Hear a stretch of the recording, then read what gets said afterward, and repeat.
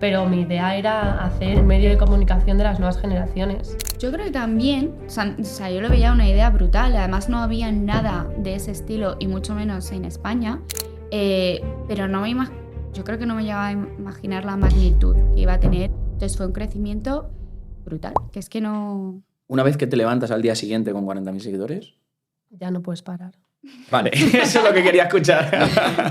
¿Y qué hacéis durante los siguientes meses? Porque has dicho, a los 2 meses ya teníamos 1 millón. Durante esos 2 meses hasta conseguir el millón, ¿qué hacíais? Trabajar. Esto ha funcionado, seguimos con lo mismo, Sí, ¿no? sí, constancia a tope. Y en algún momento ese mismo vídeo de las 5 ideas ha empezado a dejar de funcionar o seguís con ese mismo tipo de vídeo. ¿Cómo habéis ido mejorando, en este caso, vuestro producto, que es todas estas noticias que vais lanzando? Ha evolucionado, yo lo llamaría así, ¿no? O sea, sigue siendo un formato que funciona muy bien en nuestro TikTok y también en Instagram, pero ha evolucionado, ha cambiado. Al final, cuando empezamos en TikTok, no teníamos mucha idea de cómo hacerlo ni de qué es lo que gustaba realmente a la generación Z. O sea, teníamos la rapidez, teníamos pues mucha información, pues eso, de una manera muy rápida, pero al final hay otras cosas que hay que tener muy en cuenta, como la estética, ¿no? Que sea agradable a la vista, y eso ha sido, yo creo, lo que hemos ido mejorando.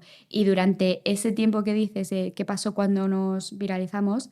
El siguiente paso literalmente fue reclutar a nuestras amigas de toda la vida para que se metiesen con nosotras a trabajar en esto. Y ellas pues hicieron que Actuality se convirtiese en lo que es ahora.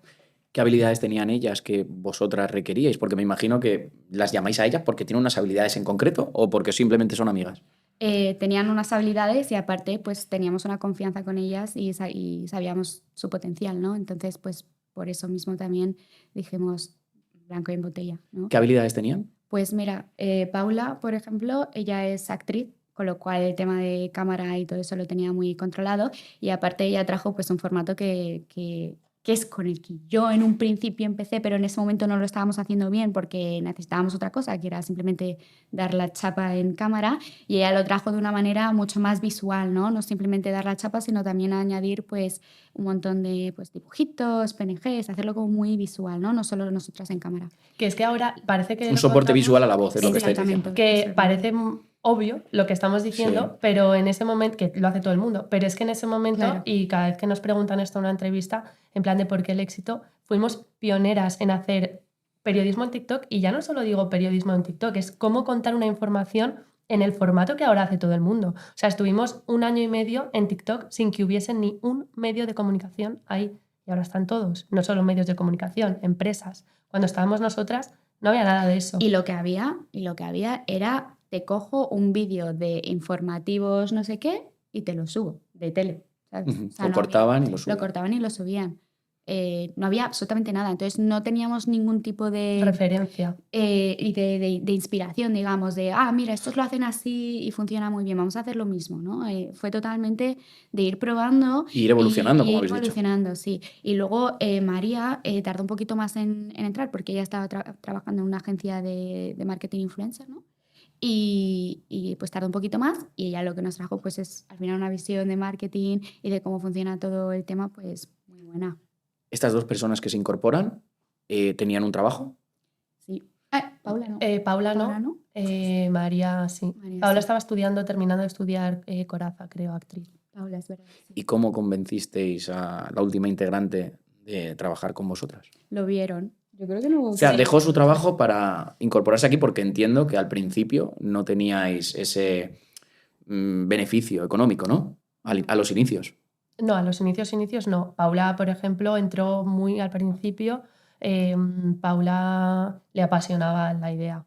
Y María luego sí que tenía que tener beneficio económico, entonces seguía trabajando en 014, pero luego sí que vio eso y bueno, luego al final pues pudimos tener beneficio económico. Habéis comentado que el éxito fue que fuisteis pioneras en esto y habéis evolucionado este producto, ¿vale? Esta forma de transmitir esas noticias, que no había medios de comunicación por aquel entonces, y que vosotras sí que estabais ofreciendo ese contenido que la gente quería ver, que ahora lo vemos como algo obvio, pero estamos hablando hace 3 años, ¿no? Aproximadamente. Claro. Julio, habéis dicho, agosto, septiembre de 2020. Después de la pandemia.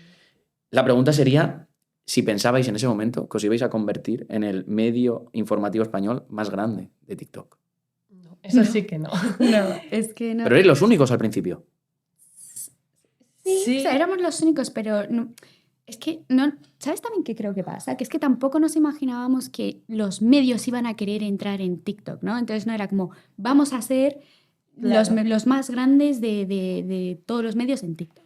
Es que era algo que hacíamos porque para nosotras tenía sentido y era total, o sea, vamos a ver, estamos en redes sociales y no hay nadie que está haciendo esto, vamos a hacerlo, pero tampoco nos imaginábamos que los medios de comunicación tradicionales iban a querer meterse, ¿no? Entonces yo creo que no lo veíamos de Y esa luego manera. tampoco hemos visto nunca que la competencia sea, sea un medio de comunicación tradicional, para nada. Luego nos hemos dado cuenta que para ellos sí, igual, o que... Pero es que no llegamos nunca a pensar queremos ser el medio más grande de TikTok, porque no había medios. Es que no... Sí, pero ahora que lo sois, ¿qué diferencia vuestro contenido de lo que hacen ellos? Porque habéis dicho, ahora los medios hacen lo mismo que nosotros. Hombre, lo mismo no. Bueno, intentan. Eso, hacer lo mismo que intentan, porque si no, nosotros. ellos serían líderes y no vosotras. Y vosotras, en este caso, sois líderes. ¿Qué creéis que diferencian vuestros contenidos de los de ellos? A ver, también hay un factor que creo que es bastante obvio. Creo que es el más pequeño, he de decir, pero hay un factor que es obvio que TikTok también como plataforma ha cambiado mucho y nosotras empezamos en 2020 y lo cogimos en el momento en el que había que cogerlo. No es lo mismo empezar en 2020 que empezar en 2023 o 2022. Y ya partiendo de esa base, pues están en desventaja. Pero luego aparte, yo creo que nosotras lo hacemos de una manera muy cercana y comunicamos la actualidad y las noticias como si se lo estuviese contando a mi amigo, ¿no? Y lo hacemos con un vocabulario muy simple. No es que le quitemos seriedad, pero lo hacemos de una manera muy coloquial, ¿no? Y eso al final yo creo que se nota. Y luego aparte también el tema de intentamos ser lo más objetivas posible, ¿no? Al final la mayoría de periódicos y medios de comunicación tiran de un bando o de otro. Entonces eso al final también... ¿Cuál es el proceso que seguís para publicar una noticia en TikTok? Todo el proceso. Desde el inicio, ¿vale? Hemos visto esta noticia hasta que se publica. Todo ese proceso. Tenemos ahora los roles, porque si no es imposible, un poco más diferenciados. Por ejemplo, yo me encargo más de la parte editorial de identificar, y Lucía también, de identificar ese contenido. Bueno, al final eso tampoco es tan difícil porque siempre hay 5 cosas más importantes del día de las que habla casi todo el mundo. Entonces, bueno, identificamos ese contenido, lo contrastamos con diferentes fuentes, Instagram, Twitter, medios de comunicación, Google, y luego ponemos, pues eso, en común ese artículo, lo traducimos, como decimos, a la generación Z, un lenguaje normal. Y bueno, de ahí que luego siempre nos dicen, ¿creéis que no estáis contando toda la información en un minuto? Digo, contamos mucho más, porque si tú te lees un artículo de un periódico, o sea, hasta que tú llegas a ver lo que realmente pasa, te han hablado en pasiva 4 párrafos y es como, vale, ahora después de que me has dicho todo esto que no aporta nada, méteme al final. Entonces lo que intentamos hacer es poner todo de lo que aporta de todos lados en un minuto.